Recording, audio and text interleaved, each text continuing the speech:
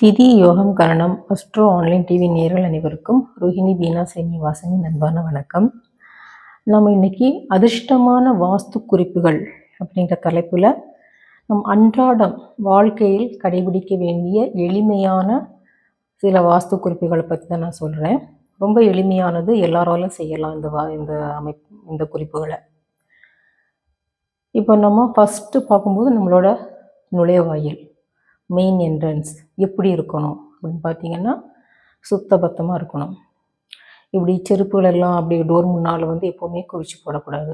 அதை நீட்டாக ஒரு ரேக்கில் அரேஞ்ச் பண்ணி கதவு பக்கம் ஒரு 3 அடி வரை நீட்டாக இருக்கிற மாதிரி பார்த்துக்கோங்க. இடம் இல்லாதவங்க அதுக்கு தனியாக தகுந்தபடி சைடில் ரேக்கோ இல்லை அதுக்கு தகுந்தபடி அரேஞ்ச்மெண்ட் பண்ணி வச்சுக்கோங்க. அது இல்லாமல் தேவையில்லாத பொருட்களை எல்லாம் வீட்டு முன்னாடியெல்லாம் குவிச்சு வைக்கக்கூடாது. அது ஐஸ்வர்யத்தை தராது. அதுவும் இல்லாமல் டெய்லி ஒரு சின்ன கோலமாவது உங்கள் வீட்டு டோர் முன்னாடி போடுங்க. அடுத்து நம்மளோட நிலை வாயில் சொல்லும் இல்லையா, நிலைக்கதவும் பாவம் இல்லையா, அது மிக மிக ரொம்ப முக்கியம். நம்ம வாசக்கால் போட்டு தான் பூஜை போட்டு தான் வாசக்கால்லாம் போடுறோம். அந்த நிலை வாயில் நம்ம குலதெய்வத்துக்கு சமமானது. அதனால் இந்த நிலை வாசலை எப்போவுமே சுத்தபத்தமாக நீங்கள் வச்சுக்கணும். முடிஞ்சவங்க வெள்ளிக்கிழமை தோறும் அதில் மஞ்சள் பூசி குங்குமம் இட்டுட்டு வாங்க, மிக மிக நல்லது. தோதுப்படுறவங்க மாவிலை தோரணம் கட்டுங்க. மாவிலை தோரணம் எப்பெல்லாம் கிடைக்குதோ அப்போது நீங்கள் கட்டுங்க. மிக மிக ஐஸ்வர்யத்தை அந்த வீட்டுக்கு கொண்டு வரும். அதுவும் இல்லாமல் ஒரு நேர்மறை ஆற்றலை உங்களுக்கு அது கொடுக்கும். உங்களுக்கு நீங்களே உணர்வீங்க. ஒரு நேர்மறை ஆற்றல் உங்களுக்குள்ளே இருக்கிறத நீங்களே உணர்வீங்க. இப்போ அந்த வழியாக தான் நம்ம மகாலட்சுமி, நம்ம குலதெய்வம்லாம் நம்ம வீட்டுக்கு வருவாங்க இல்லையா. அதனால் இந்த சுத்தத்தை நீங்கள் கண்டிப்பாக கடைபிடிக்கணும்.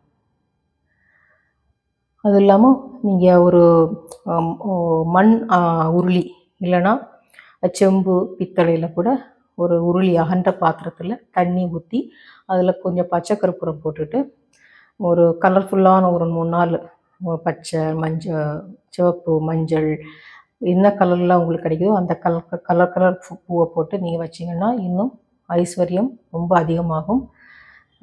மகாலட்சுமியே நம்ம வீட்டில் குடி போவாங்க. அவ்வளவு ஐஸ்வர்யம் பெருகும் உங்களுக்கு.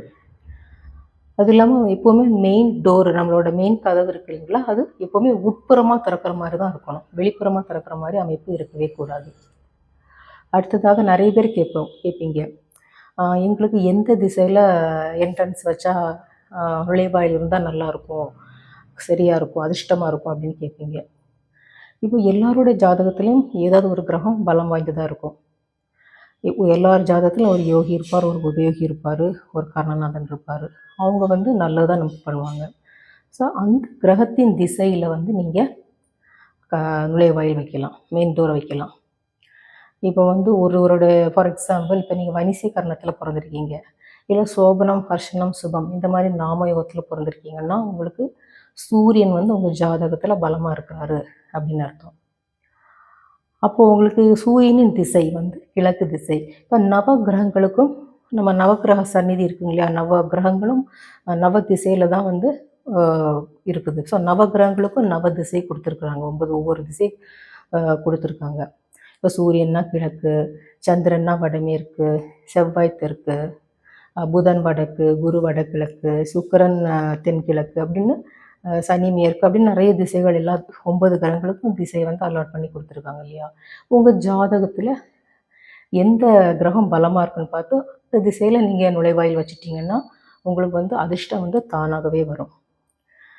ஸோ இந்த குறிப்புகள் உங்களுக்கு ரொம்ப பயனுள்ளதாக இருக்கும்னு நினைக்கிறேன். இதனோட தொடர்ச்சி நான் அடுத்த பதிவில் கொடுக்குறேன். அதுவரை நன்றி, வணக்கம்.